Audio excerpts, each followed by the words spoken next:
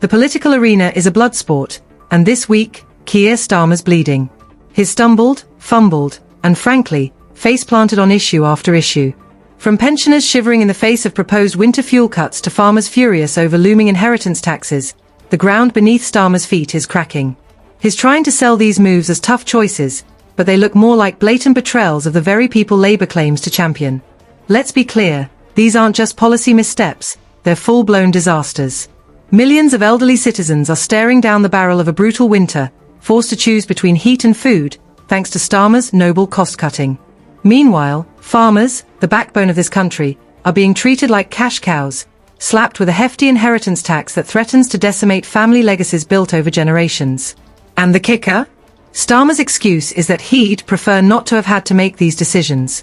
Well, pensioners facing hypothermia probably prefer not to freeze, Keir. The international stage isn't any kinder. World leaders are giving Starmer the cold shoulder, leaving Britain sidelined and increasingly irrelevant. While other nations forge alliances and secure trade deals, Starmer's stuck in diplomatic purgatory, a pariah shunned by the global elite. Even Elon Musk, a man who can move markets with a tweet, has piled on, labeling Starmer a stormtrooper and dredging up past controversies that Labour would rather bury. This isn't just online trolling, it's a public dismantling of Starmer's credibility, amplified by the world's richest man. And let's not forget the Birmingham debacle. A Labour stronghold crumbling into bankruptcy, a stark warning of what their fiscal incompetence can do. Tax hikes and service cuts, the double whammy of Labour mismanagement, leaving residents feeling abandoned and betrayed. This isn't just a local issue, it's a microcosm of Labour's national agenda. The leaseholders? Still trapped in a feudal system that Starmer promised to dismantle. More committees, more talk, more empty promises while people's lives and finances hang in the balance. Then there's the immigration crisis. Illegal crossings are surging, our borders resemble a sieve, and Labour's solution is more paperwork. They voted against meaningful immigration control measures time and time again, more concerned with virtue signalling than protecting our communities.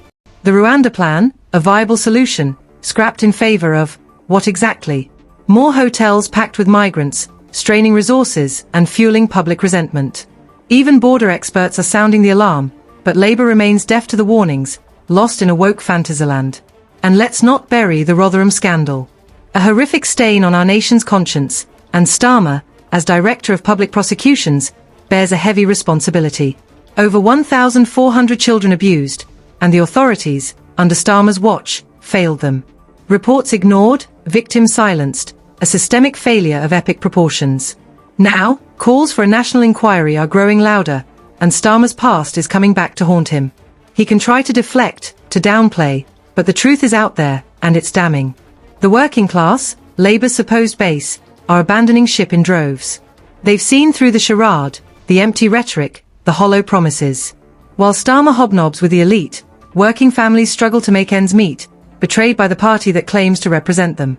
Labour's economic policies are a fantasy, detached from reality and destined to exacerbate the very problems they claim to solve. The polls don't lie. Labour is hemorrhaging support, and Starmer's leadership is teetering on the brink. This isn't just a bad week, it's a full-blown implosion. A catastrophic cascade of failures that exposes the hollowness at the heart of Starmer's Labour.